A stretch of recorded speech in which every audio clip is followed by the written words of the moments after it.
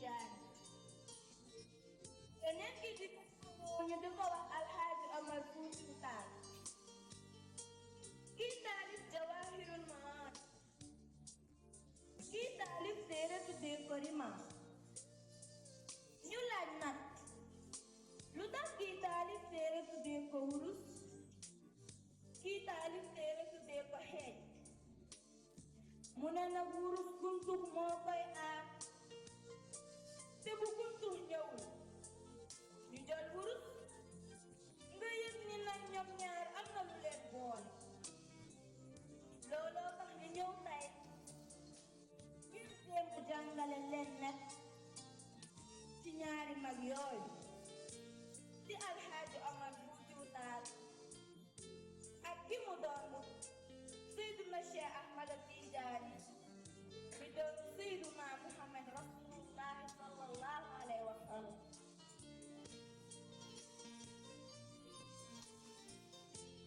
Seydina Cheikh Ahmada Tijaani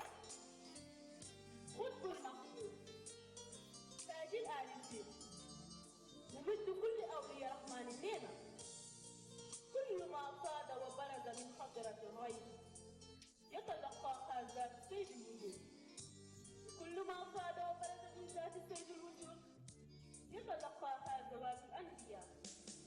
كل ما صاد وبلغ من ذوات الأنبياء يتلقى ذاتي ومني يتفرق إلى جميع الخلائق من لدن آدم إلى نفي السور سيدنا الشيخ نينا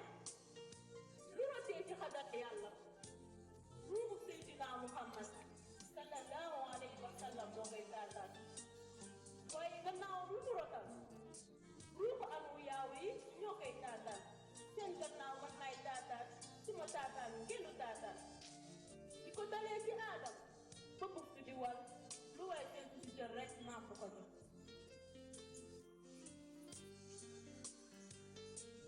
Seydina Cheikh Ahmada Tidiane Seydina ñetti yoon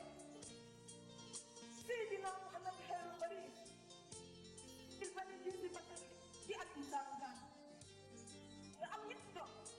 nga doon ko si ñett yi ba tax yëpp seen teel a dem yaay la dina jël di presse de résumé di lombaat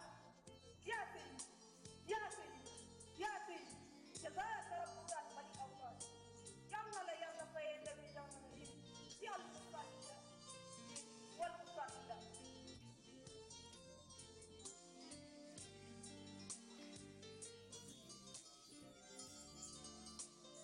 ñaari leer fu mu dajee si yow kenn lu dul a àttan boo tax Seydina Cheikh boo taxawee kenn du jàllu sa kanam boo diglee kenn du sañ a bañ ku ñëw sa ëtt dootul tumuraanke ndax lépp ngi dañu fi doon jàngale boobu ba léegi kooku mooy Seydina Cheikh Ahmada Tidiane waaye dafa fekk nit booy wax si moom daf koo seedeel te bañ di ko tagg waaye mbir nag boo ko fekkeewul te am ko sa fekkee te mu doy la ku ci mel ni Serigne Babacar Sy dafa ña seede moom ne ataana bil jawahir aliyat jawahir fa akrama salaam ala rutaba wa usran ayya wajhi nee na Seydina Cheikh Ahmada Tidiane yi lu mu ñu defal martaba kenn mënu ko appal ci dara ndax lu la peine précieux côté boo taxaw fay bidi rek da ngay def ne beneen nga dara te bu ñu ko amalee ba jox la ko da nga naan man siis laa commandé woon te benn bi kese nee na loolu la ñu defal te itam ba lu ñu yéen ñëpp boobu ñëpp a laaj seen jabar mu génne ñu yar ñu ko ngeen dëggul بدمن تبود جار شيخنا عمر غرق فوتا كتور ونقال بدمن تبود جار شيخنا عمر غرق فوتا كتور ونقال بدمن تبود جار شيخنا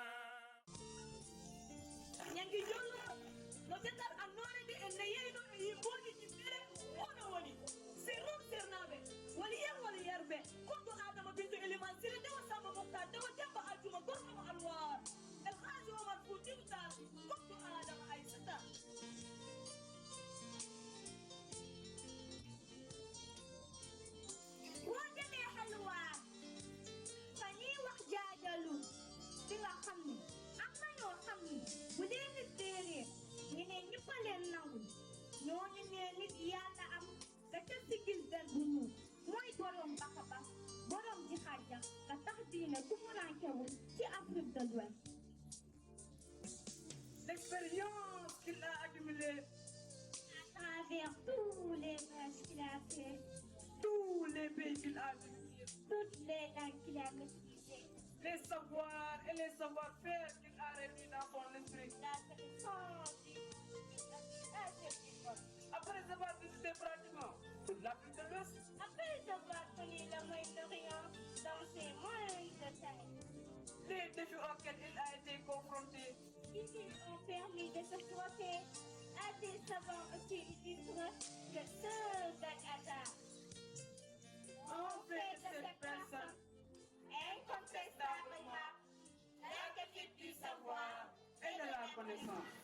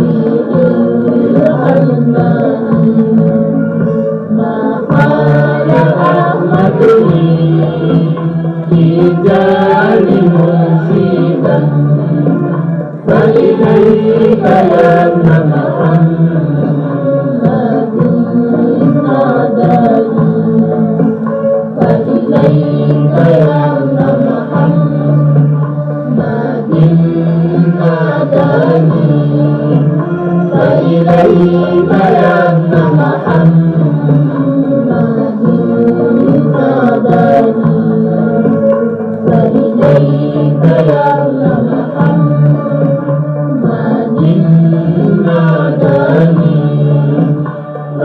Thank you.